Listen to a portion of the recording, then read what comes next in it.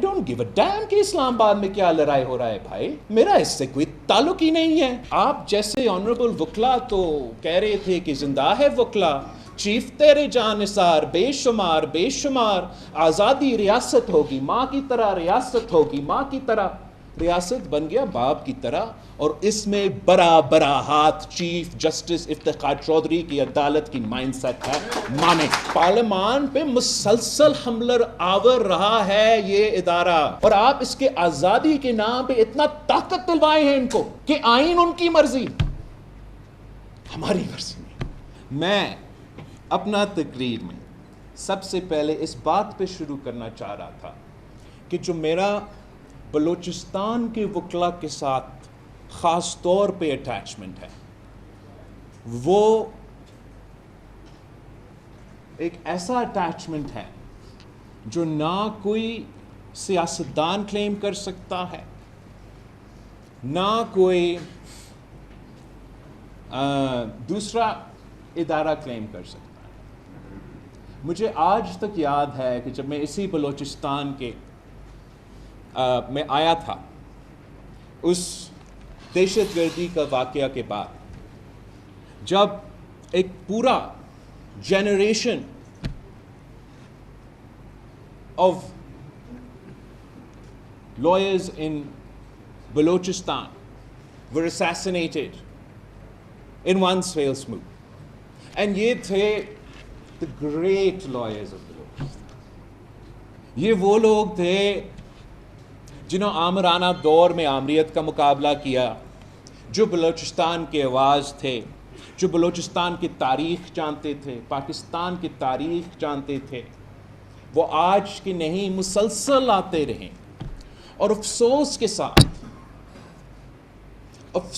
ساتھ اس ایک واقعہ میں اس ملک کو، اس صوبہ کو، اس بار کو آپ کو اندازہ ہی نہیں ہے کہ آپ کیا کھو بیٹھے. میں اس چیز سے بھی مجھے باقاعدہ یاد ہے کہ جب میں آیا تھا میں اپنا آنسو نہیں روک سکا. اور افسوس کے ساتھ جو آج کل وکلا کے چیمپئنز بنے ہوئے ہیں، آئین اور جمہوریت کا بالادستی کا جد و جہد لڑے ہیں، اس وقت انہوں نے اس ہمارا کنیکشن کو، جس چیز کو مجھے اور آپ کو صرف معلوم ہے، ان کو تو کیا پتا، اس پہ مذاق کرایا گیا، اس پہ طنز کیا گیا. تو میں اس بات پہ اس لیے شروع کرنا چاہ رہا ہوں کہ یہ نہ سمجھیں کہ میں لاہور یا اسلام آباد سے آیا ہوں، میں آپ میں سے ہوں.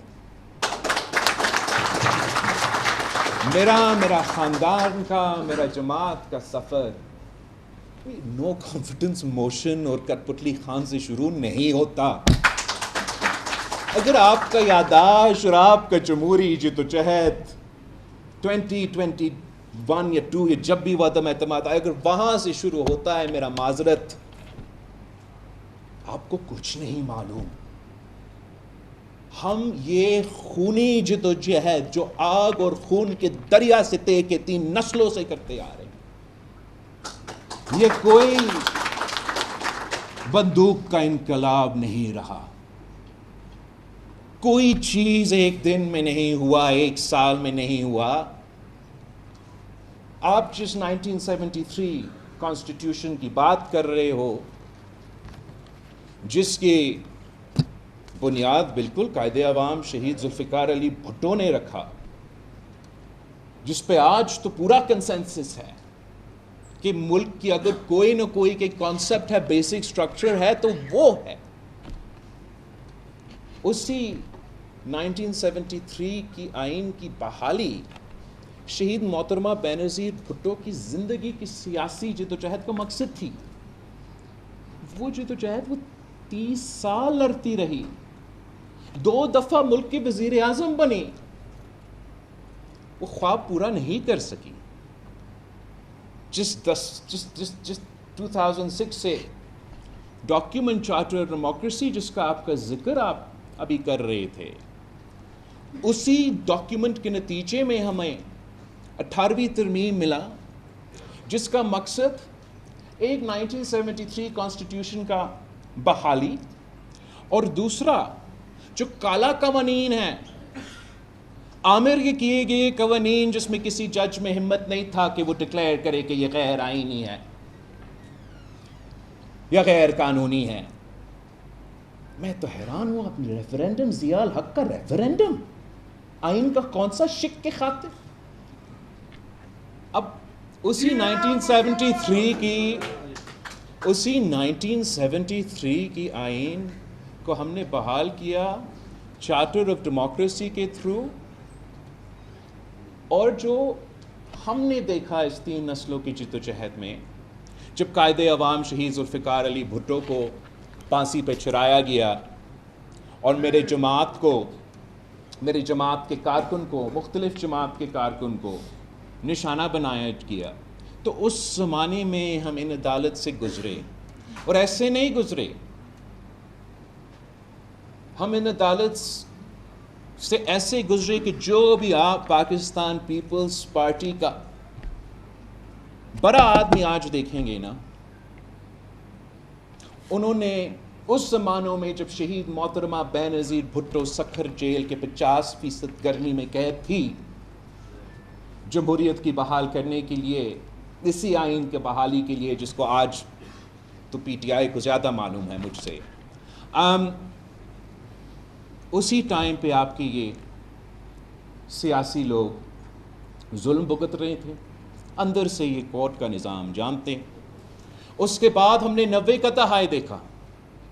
90 کی دہائی میں میاں محمد نواز شریف صاحب، میاں شہباز شریف صاحب کی حکومت تھے، ہم نے وہی عدالتیں دیکھے، آپ نے وہ تصویریں دیکھے جس میں ایک ہاتھ سے، ایک انگلی سے شہید محترمہ بے نظیر بھٹو نے مجھے پکڑا ہے، دوسرے میں میری بہن کو، اور سابق وزیر اعظم کو جیل کے باہر بٹھایا گیا، گرمی میں انتظار کرے اپنے والد سے ملنے کے لیے۔ میں نے اپنا والد کو سارا 12 سال جیل میں، آپ جو بھی سمجھے کسی کے بارے میں، کسی سزا کے بغیر، پہلے صرف اس لیے کہ شریف کی مرضی، دوسری دفعہ صرف اس لیے کہ مشرف کی مرضی، کہ شہید محترمہ بے نظیر بھٹو کو دھمکی، شہید محترمہ بے نظیر بھٹو کو بلیک میل، مطلب تشدد کیا گیا، گلا کاٹا گیا، زبان کاٹا گیا، مگر وہ جھکا نہیں۔ یہی آپ کا عدالت کا نظام تھا جس نے وہ دیکھا، جس نے یہ نظر دیکھا۔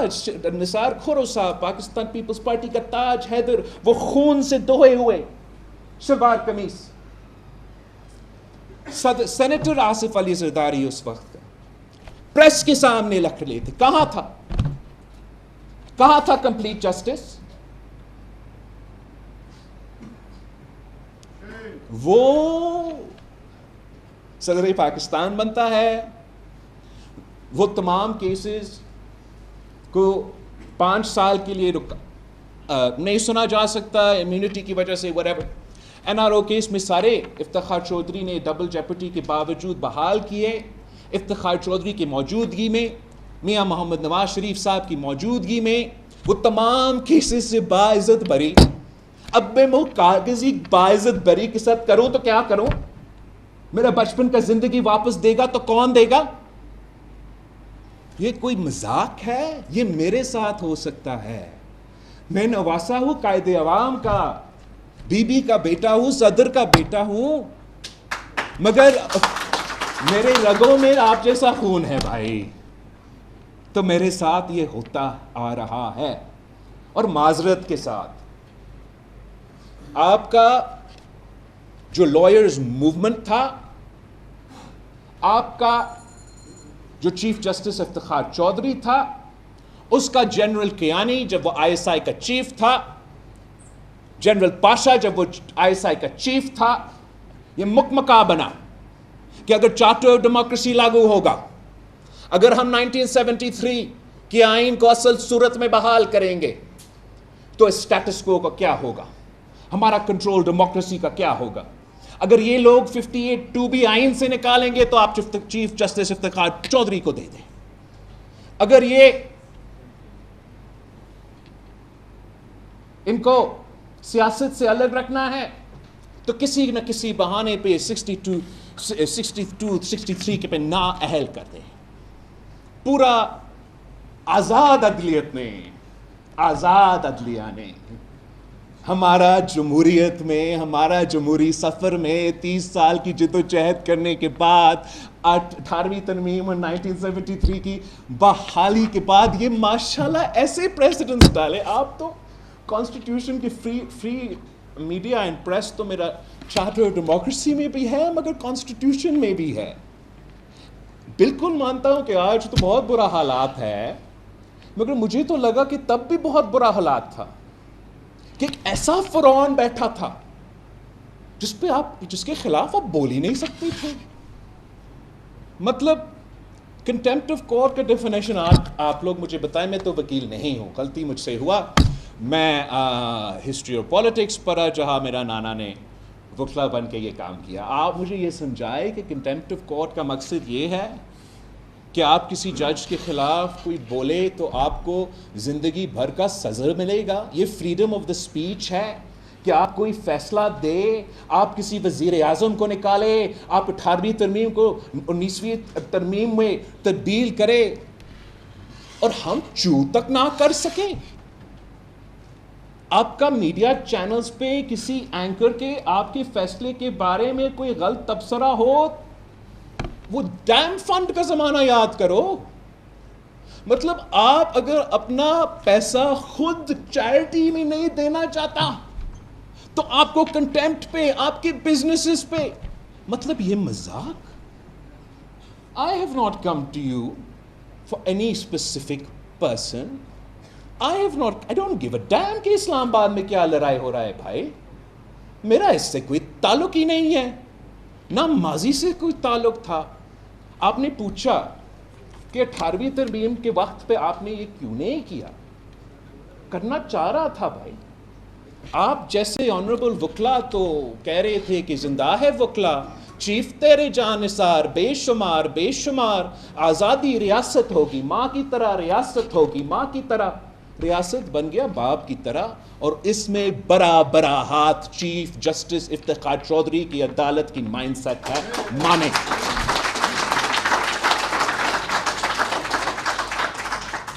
پارلیمان پہ مسلسل حملہ آور رہا ہے یہ ادارہ، اور آپ اس کے آزادی کے نام پہ اتنا طاقت دلوائے ہیں ان کو کہ آئین ان کی مرضی، ہماری مرضی نہیں. جو ہم نے لکھا 63A کا آپ ذکر کر رہے ہو، آپ تو لائر ہو، آپ کو پتہ ہونا چاہیے. 63A بالکل ہم نے لکھا بھائی. تو سب سے زیادہ مجھے پتا ہے کہ 63A کا مطلب کیا. It's not like we're a 200-year-old constitutional republic and you have to dig up Thomas Jefferson and ask him کہ آپ نے constitution میں کیا لکھا. آپ رضا ربانی سے پوچھیں، آپ صدر زرداری سے پوچھیں، وہ کمیٹی موجود ہے. ہم نے 63A اس لیے رکھا کہ بالکل ہم ہارس ٹریڈنگ پہ قتل لانا چاہ رہے تھے مگر ہم پارلیمان کے ممبرز کو غلام نہیں بنانا چاہ رہے تھے، ان کا ووٹ کا حق چھیننا نہیں چاہ رہے تھے.